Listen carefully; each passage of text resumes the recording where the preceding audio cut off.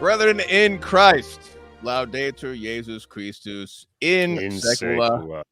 This is Timothy Flanders, the meaning of Catholic. Jesus is King, together with co-host Jacob Fowler. Fowler, good morning.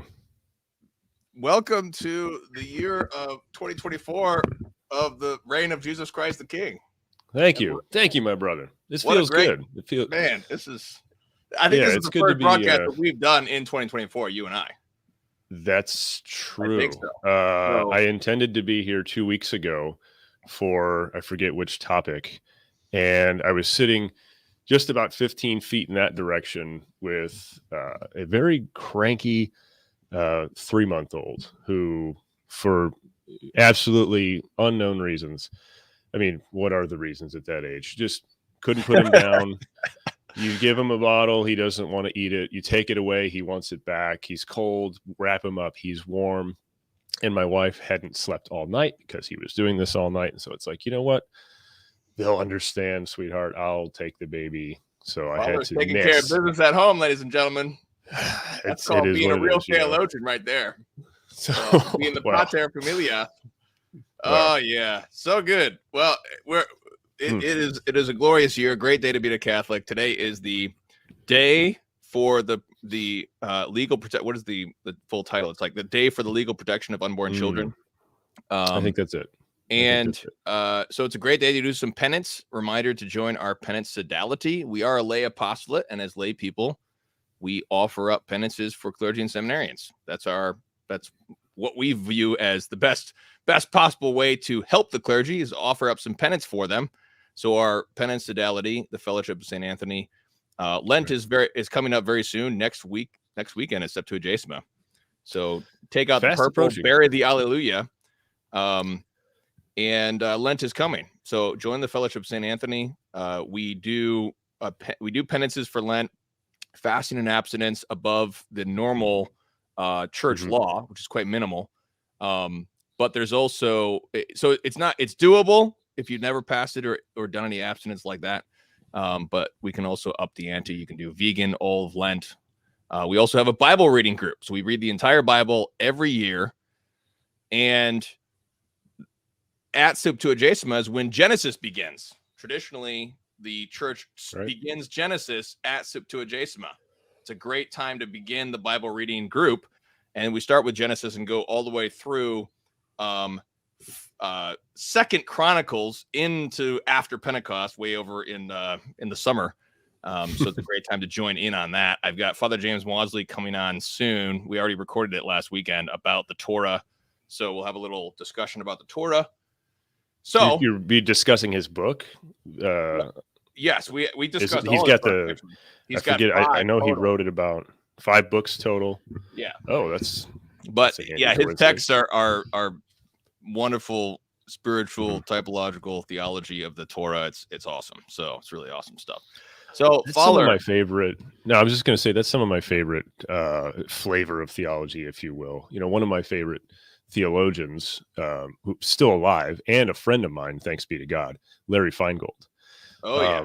And Dr. Feingold is best known perhaps for his very thick texts that are being published by Emmaus Academic under the leadership of, I presume, Dr. Hahn. Yes.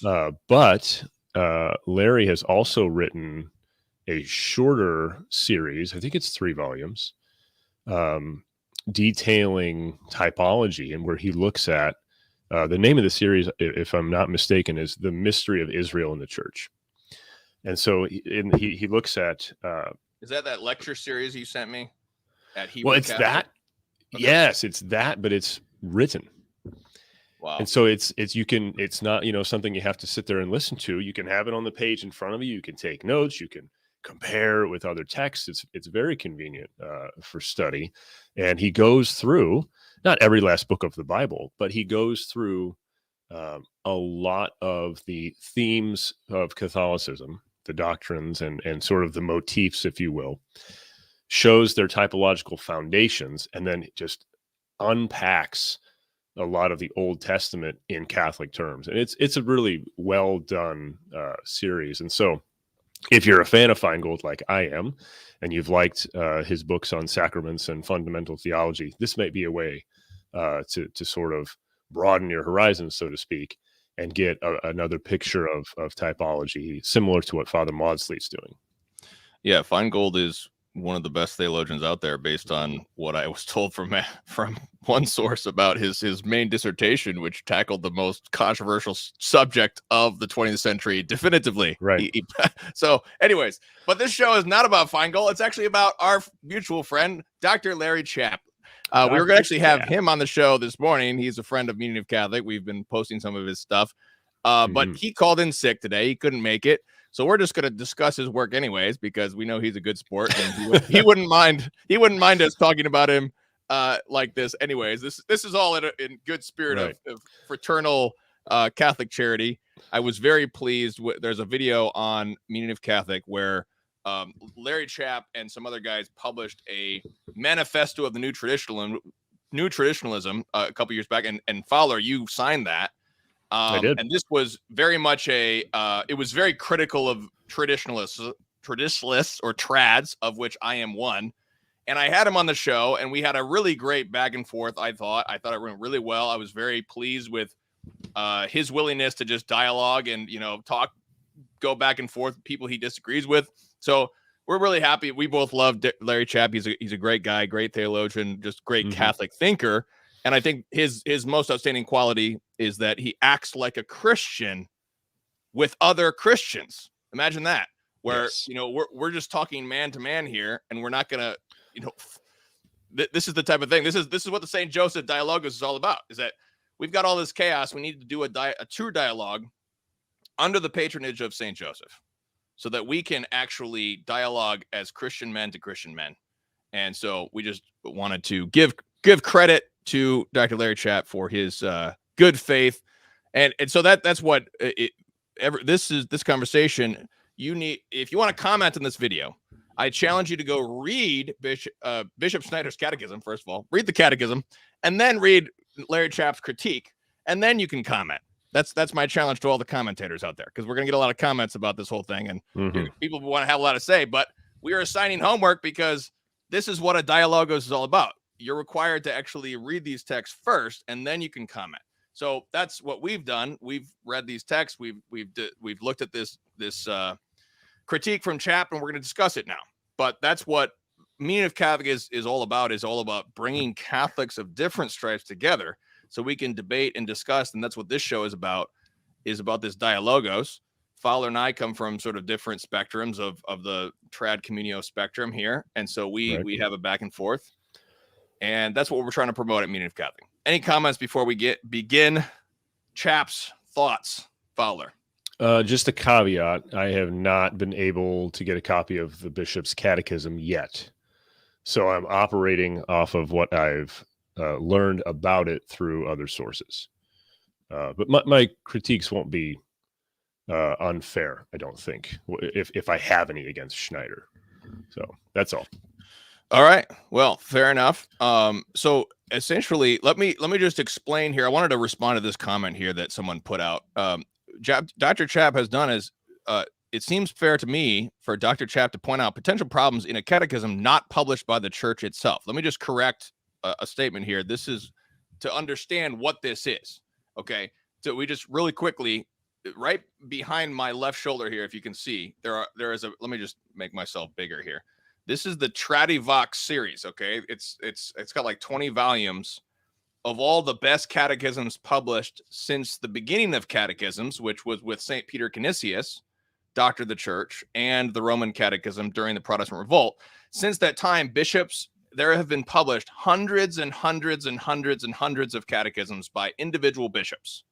And the way this works is that a bishop writes a catechism, and then he submits that to another bishop to give his canonical approval of that catechism. So another bishop reviews that bishop's catechism, and then he gives his imprimatur to that. And this is the way things have been going for, as I said, hundreds of years, including hundreds of catechisms. So this is the normal way of things since the Protestant Revolt, which sort of provoked us Catholics to produce catechisms itself. Before that, the faith was just passed down orally, primarily.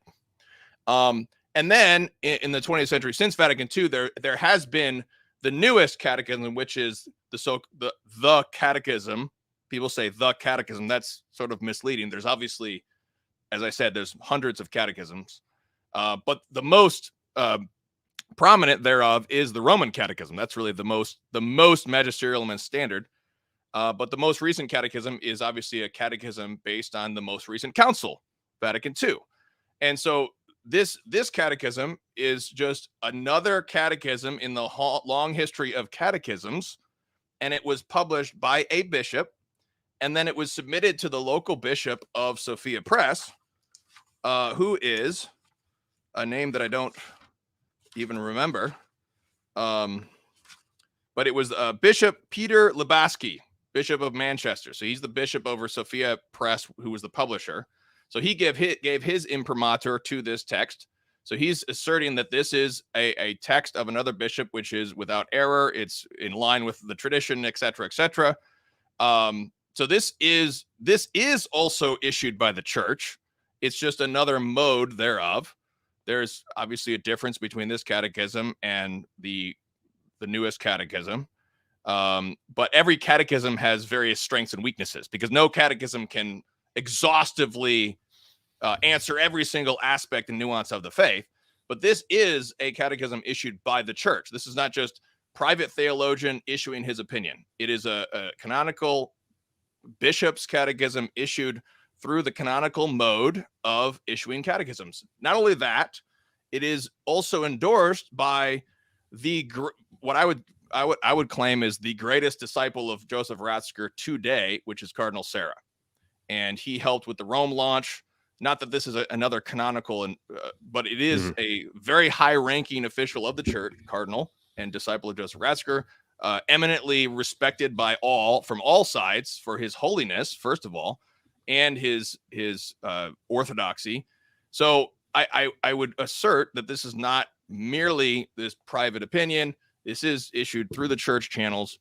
Those are some factors that I wanted to point out before we even get into chapter. I think those are fair points. And Henry, and thank you for raising that. However, I want to push back just a little bit on that, because I don't think the presence of an imprimatur means we should conclude it's published by the church, because I've got a number of books written by private theologians. In fact, speaking of Feingold, I think his book might have an imprimatur, but it absolutely in no way would Larry ever claim that the church has published this text on fundamental theology. I've got some older books too that are sort of like meditations that have imprimaturs. But again, I don't think you would say the church has published this meditation on the Passion of Christ or something like that. Are those guys the reason, bishops, though? No, the authors are not bishops. Still, I'm not sure that we can go that next step and say, well, he's a bishop, he wrote it, there's a bishop he submitted it to, therefore the Catholic Church has produced this. I'm just not sure that that's entirely the way that would be viewed. Does that make sense? Well, and I don't know like the canons on this. So the history of catechisms, the history, as I said, the history of catechism, these are all bishops acting as qua bishops. They're acting qua bishops in only the way that bishops can act. This is not just, private theologians can get imprimaturs, obviously. That's fine. That's great. Go for it. I'm just saying that the church, when we're talking about the church teaches, we're using those words. We're defining church in terms of the episcopacy, the Pope in union with the Pope, as Lumen Gentium says, number 25. All the bishops surrounding the Pope in union with the Pope also act. They participate in the magisterium of the church. So let's get into Chapp here as this whole conversation continues. I just won't, because Chapp, I find his critique to be very much an academic exercise and failing to see the pastoral issues inherent in Vatican II, which arise out of the introduction of certain novelties, which do to the common lay faithful, their experience of Vatican II was this. They had decades and decades and decades of the church saying religious liberty is a heresy. We resist it. And then hotshot Jesuit comes to town and says, hey, the First Amendment of the American Constitution is actually Catholic teaching now. That's what the hotshot Jesuit told me. So I'm just a lay faithful. Now, I know the PhDs and the academics we can discuss and all this stuff, but Bishop Schneider's catechism is addressing that pastoral reality, because that is the reality that everyone has experienced. Not everyone, but that's the experience of this. And I find Larry Chapp's critique to be very excessive, because he claims that this is a reactionary catechism which is attempting to create a parallel church. I find that to be extremely excessive because of what I just said. This is a canonical mode that has been followed for centuries and centuries.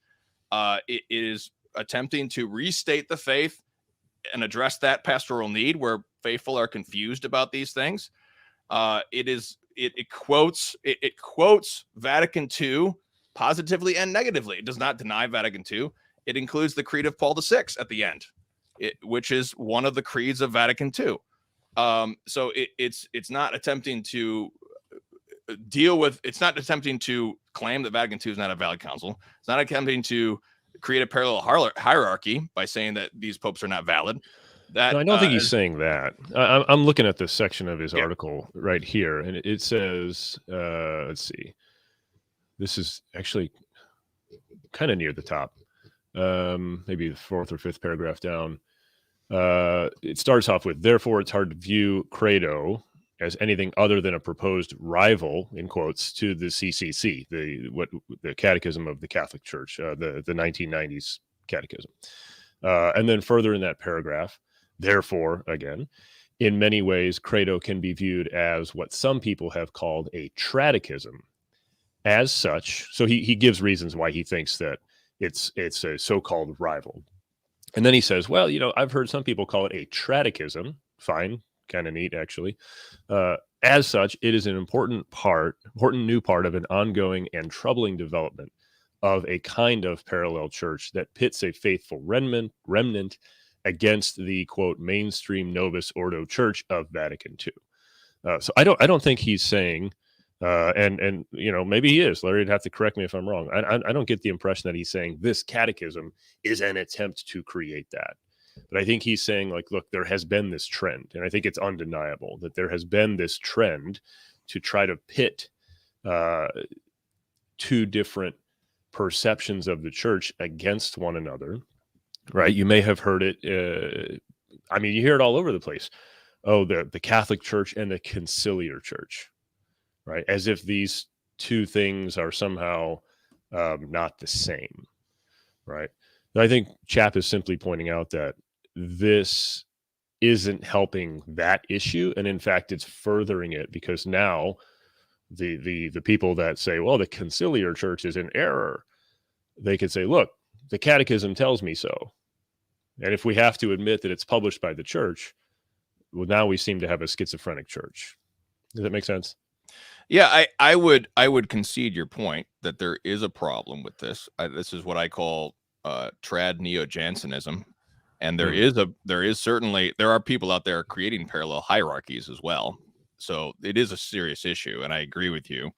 Right. And there should not be any. There should be a safeguard against that sort of thing. But I would look at this. I would take a more 500-year-old view of this. And I Mhm. would say we have a particular tradition which has been passed down to us into modernity with the papal encyclicals.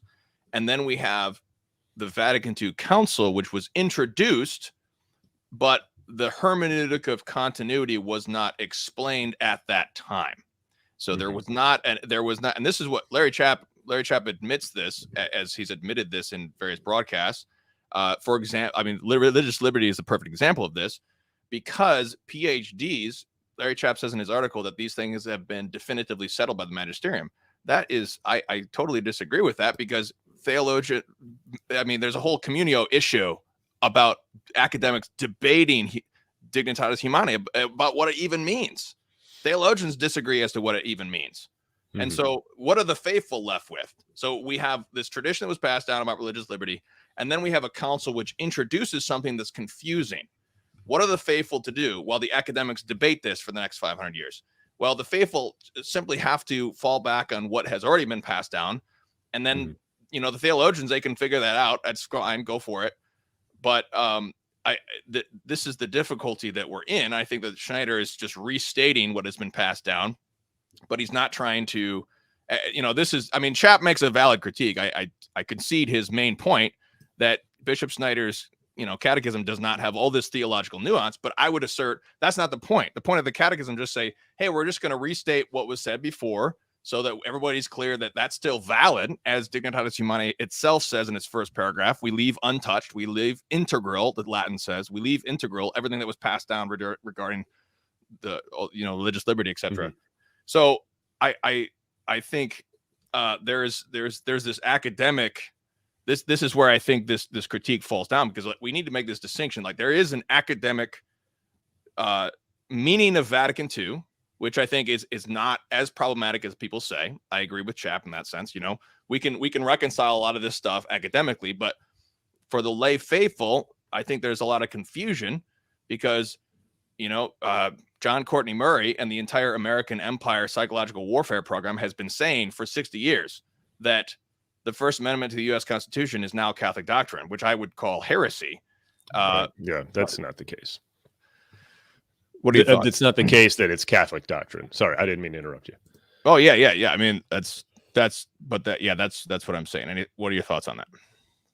I can see where you're coming from, and I don't dispute Schneider's ability to write a catechism according to the long-standing tradition. But I guess what I think Chapp is taking issue with here, and again, I have not read the Good Bishop's Catechism, so I can't speak from my own opinion. I'm simply trying to present what I think Chapp would say. And I think Larry would say that, okay, fine, he can write a catechism, write it for his diocese. This, I think Larry brings this up in another part of his article. This doesn't seem to be the case, that it was written for the Catholics of Kazakhstan, because it's primarily being published in English and, touted towards the more traditionalist groups, and again, nothing wrong with that in itself. Let's maybe an analogy will help clarify my own thoughts.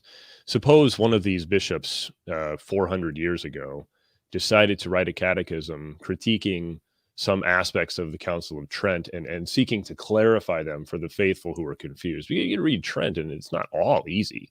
It's pretty straightforward, but there are some parts when you go, wait, what? And it does require some bit of theological foundation in order to properly understand what's being said and what isn't being said. So imagine you have a bishop in the 1600s, within a generation or two of Trent, who's promoting this new book he wrote. And it's got an imprimatur because it's not technically contradicting anything that's taught authoritatively. But it's sort of saying, when Trent says this, I don't think that's quite right. Instead, just here, think this instead. It's simpler. What would you say to that? Would you be like, whoa, we have a council. You seem to be flying in the face of that council. You're playing in the bounds of orthodoxy technically, but the magisterium does grow and develop. So that would be something that I would bring up as a potential issue on Schneider's end. Like, yeah, go write a catechism, dude. That's awesome. But I wouldn't call him dude. Yeah, you meant to say Your Excellency. I understand. Your Excellency. Your Excellency. It's early here, Flanders. No, I wouldn't object at all to his abilities to do this, but it seems like the manner in which he's going about it does make it a sort of rivalry thing. Maybe he could have instead brought out some of the things that he finds problematic and explain them in a way that harmonizes, so that people don't leave or set the book down rather thinking, oh, well, if this is right, then that council made some pretty gross mistakes in doctrine, right? I won't debate the errors in pastoral practice and implementation. That's obvious as the sun is bright. But I think when you go from that to saying, well, therefore there's a problem with the doctrinal statements, that's an issue. Yeah. So sorry, just real quick about the religious liberty question. Although I acknowledge that it is still debated, I wonder if a closer reading of magisterial texts themselves, including and especially the encyclicals of the John Paul II pontificate and Benedict's pontificate, would help shed a light on what is the church actually teaching versus what do some theologians say the church is teaching. And it saddens me to hear, I was unaware of this, it saddens me to hear that even in a place like Communio, right, which I take to be a pretty solid journal, that there is still this debate going on about, oh, what does it mean? Well, okay, my reading of Dignitatis Humanae and subsequent magisterial clarifications, there isn't a ton of room for interpretation, and anyone who tells you otherwise may not be being very genuine, right? If somebody says, oh, we're not really sure what this is, I disagree. And I think reading honestly with an open mind and a humble heart what the church has said about the development regarding religious liberty and her self-understanding of that, it's really not up for debate from my perspective. Others will disagree, clearly, and they write copious amounts of things about them. But anyway. Hey, I mean, my opinion is that I'm not a theologian, so it's not my job, or it's not my personal job. I mean, here's my opinion about this theological nuance topic that people are debating, and I'll give my opinion, but I think that this is up to the theologians of the church and the magisterium to work this all out. But I do see, just kind of, I'm a layman just looking at the history. And so, I mean, what you just said, that analogy that you challenged me with, I acknowledge and I concede the problematic nature of that, because I think that there is the danger that it could become something. I agree with you. I agree with Chapp here. It could, or something could arise there. But I think that we also need to concede that there is a novelty introduced, which is confusing, because it seemed like what was definitively said before was publicly and clearly said before regarding religious liberty. Now it doesn't seem as clear. As I said, there's confusion about the U.S. Constitution. It seems to me, let's just look at one of the main quotations that Chapp critiques here, which is, it seems to me that the difficulty here is that Dignitatis Humanae directly influences the lay people, because we are the people who are charged with being politicians, not the priests. It's our job to rule the temporal order according to Vatican II itself and Lumen Gentium. Our job is to Christianize the temporal order. So we're kind of leaving off a lot of his critiques when he talks about non-Christians, non-Catholics. We can come back to him later if you like. Down here, he talks about everyone knows. Okay. So it seems like it seems like in this point here, which is page 104 of the Catechism, Bishop Schneider says this, quote, "While everyone has the natural right not to be coerced to practice a religion, no man has the right, even a merely civil right, to offend God by practicing or promoting religious error," end quote. And then Chapp comments, "Can you follow that? No man is to be coerced, apparently, until he is. This is simply incoherence of the highest order, though through an act of linguistic legerdemain, I don't even know that word, that takes away the very thing it putatively grants, end quote. Elsewhere, he talks about the danger, what he thinks is the danger of giving power to anti-Semitic Christians, which is a contradiction in terms, obviously, and people who want to coerce non-Christians. It seems to me that in this quotation by Schneider, he is showing the only way to reconcile Dignitatis Humanae, which came before, which is the fact that what Dignitatis Humanae is trying to say when we talk about a natural right, you have a natural right not to be coerced to practice a religion, but you are not given we are going to protect your ability to offend God. Rather, we can tolerate your false religion by not coercing you. This seems to be the only way to, because this is the long tradition of the church's toleration of Jews and other non-Christians or Catholics, where the church says, we're going to protect you and say no Catholics can harm you or force you to be baptized or anything like that, because that's against our religion. But at the same time, you do not have the right to subordinate our Christian society to your false religion. And that is the long tradition. That goes back to St. Gregory the Great in the 600s. Mm-hmm. And that's the only way, to my knowledge, to reconcile Dignitatis Humanae with what came before. We can't. I think that's go ahead. Pretty accurate. No, yeah, go ahead. I think that's accurate. What you wanted to add? Oh, I was just going to say, if you claim, as the American Empire has claimed, that what this really is the U.S. Constitution, then I say, no, you can't reconcile that with that what come before, because the U.S. Constitution is pure indifferentism. It says that the state can have no religion whatsoever. If you start saying that, then we've entered into territory that we can't reconcile with tradition. And the confusion for faithful Catholics is that Pope St. John Paul II, Benedict XVI, they're saying the words religious liberty. And I hope what they mean by that is actually this long tradition of religious toleration, as I discussed, and not the Americanized version, because the Americanized version, but the problem is the faithful, we're just inundated with the term religious liberty in an Americanized context. So it's difficult for us to make these critical distinctions. What do you think?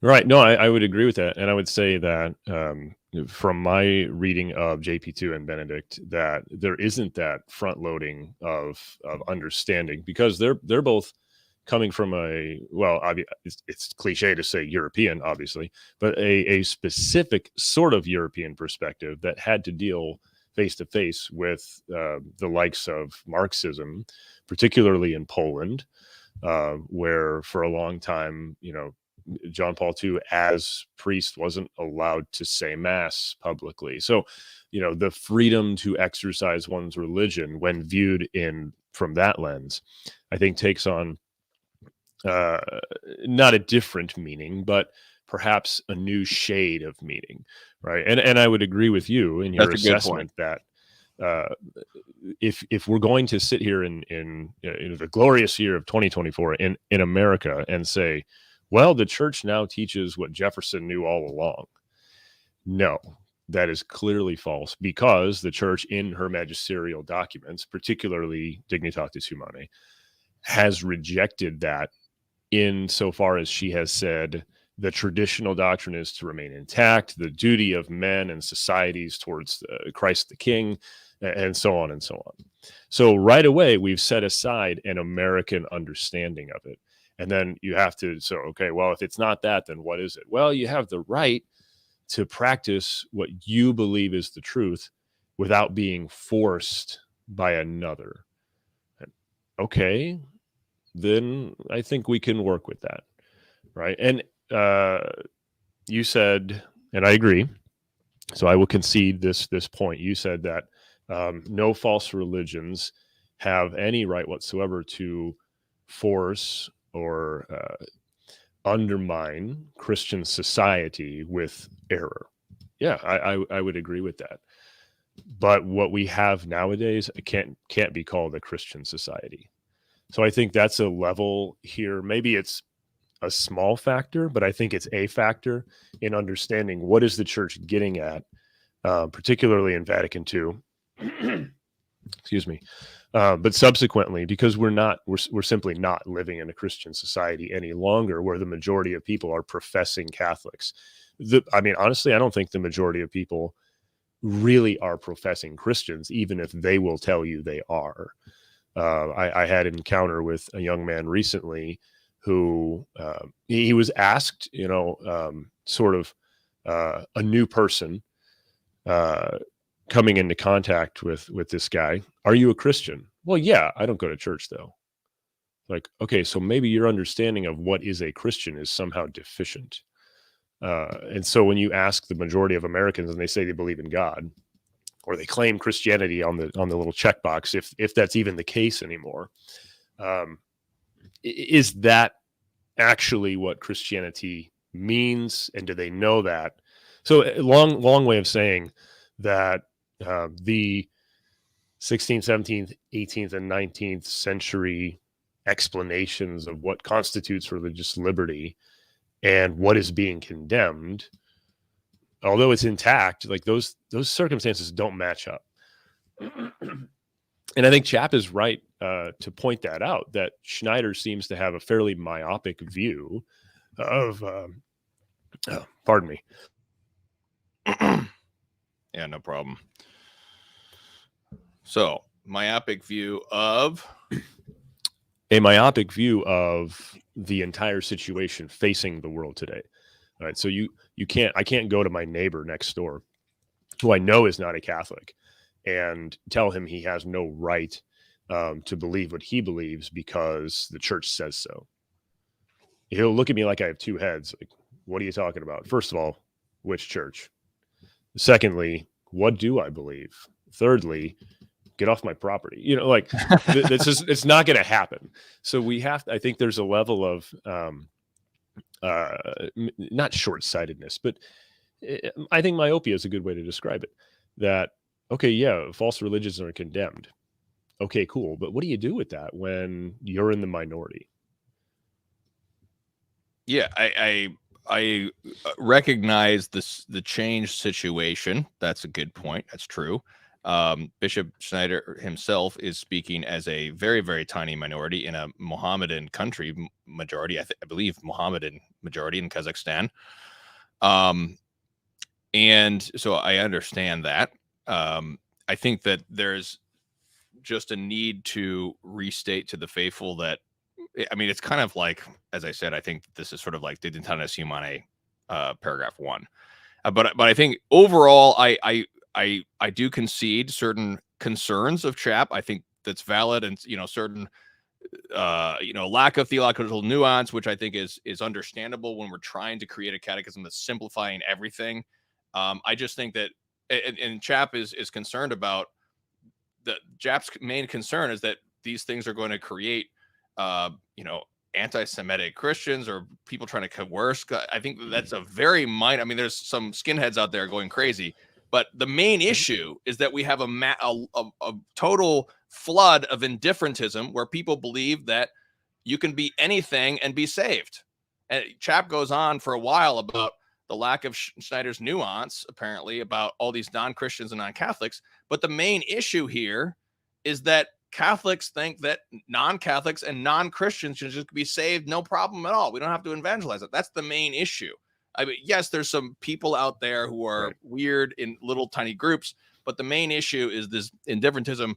So I think that those are my thoughts, but I've talked a lot. I've initiated a lot. What are your final thoughts or any additional thoughts on Chapp's criticism?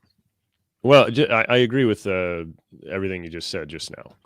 And I think somebody just put in the comments that criticism is extremely boomer. I'm assuming, Matt, you mean the criticism that says that Chapp points out. Is that right? Boomer meaning preference for the old. Okay, right. Okay, so I understand. Yeah. So Larry's critique that, if we don't or we can't criticize other religions, because then we won't be inviting or welcoming and recognizing the just so you nuance. know, Chapp Okay, is fine. very anti-liberal. Everyone, Oh yes, I yes, don't, he's not a liberal. I take offense to this sort of name calling here. I don't like what you're doing here, T. Matt. Please don't call fellow Catholics by a generation to try to. I think you need Well, to all really right. find out what Chapp's actually saying. To be fair, Chapp is a boomer. True, he is a boomer. My dad's a boomer, and you can't he just hates the dismiss his label. And I theology by said, look, calling it him a is what it boomer. is. No, that's a fair point, and I agree with that. But I think T-Matt is simply saying that this is coming out of a particular group of folks who fall into a certain age category. I think that's fair enough. And I would say that if that is the sum total of the critique, then this would be a point where I disagree with Dr. Chapp. Another thing that I wanted to, I wish he was here, because I was going to ask him myself. Why is it that we think as laymen we should be writing articles critiquing bishops? That would be something I would say, as much as I might privately agree, you won't find me writing an article like this. You won't find me writing an article or having a meaningful public presence, aside from this one, I suppose, where I go out of my way to say, well, His Excellency wrote something, and I disagree. Let me tell you why. I don't know. I think that's maybe technically, fair play. If Schneider's going to write a book, he should expect it to be subject to criticism. That's fine. I'm just not sure that that's the approach we ought to take, right? Maybe drawing out what's good in the Catechism and promoting it on those merits, and then as an aside or in conjunction with, like, an appendix or something, saying, oh, and here's some points that we differ on. For further reading, check this out. That would be my perspective, more than I think Chapps. He's a self-admitted vocal critic of not only liberal theology and progressive nonsense, but also the trad community, as well as Pope Francis and some of his affiliates, particularly his personnel appointments. You see where I'm going with this, and Yes. Larry does Larry's thing. But I would say, as a critique, like, why are we going out of our way to throw stones at a bishop halfway around the world? Okay. So, well, I would agree with you, basically what you're saying. I do know that Larry Chapp voices his critiques with trads or with other Orthodox Catholics as a good-natured. What he described to me when he had the Manifesto of New Traditionalism, he said that this is like a debate among friends, I think he called it. So that's how I read his rather strong critique, which I think is too hard. Often But I very do strong. read him as we're all friends and brothers here, attempting to pass down the Orthodox faith. So what I'll do, ladies and gentlemen, is I will send this to him. And he can we'll definitely have him on the show another time when he's recovered from illness, and we'll have more of his comments coming soon. So in the meantime, you can check out our full playlist of the St. Joseph Dialogos, where we discuss all these things. Later in February, Fowler and I are going to be talking to Dr. Jared Goff about the Franciscan Scotus perspective on Vatican II, which I think is going to be very interesting, because this is obviously not Thomism. And so this is going to be a very interesting, different perspective, but also a very traditional perspective on Vatican II, which I think might surprise some, but it'll be very interesting. So that's coming up on the Dialogos. And so stay tuned for that. In the meantime, as we do on the St. Joseph Dialogos, let's offer up a prayer to St. Joseph, protector of Holy Church.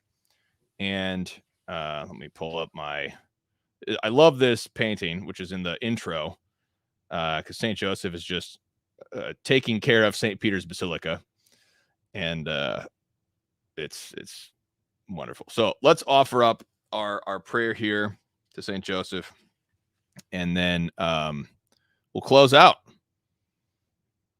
In the name of the Father, the Son, and the Holy Spirit. Amen. Most powerful Patriarch St. Joseph, patron of that universal church, which has always invoked thee in anxieties and tribulations, from the lofty seat of thy glory, lovingly regard the Catholic world. Let it move thy paternal heart to see the mystical spouse of Christ and his vicar weakened by sorrow and persecuted by powerful enemies. We beseech thee, by the most bitter sufferings thou didst experience on earth, to wipe away in mercy the tears of the revered pontiff, to defend and liberate him, and to intercede with the giver of peace and charity, that every hostile power being overcome and every error being destroyed, the whole church may serve the God of all blessings in perfect liberty. Amen. Saint Joseph, terror of demons, pray for us. In the name of the Father, and the Son, and the Holy Spirit. Amen. Jesus is King.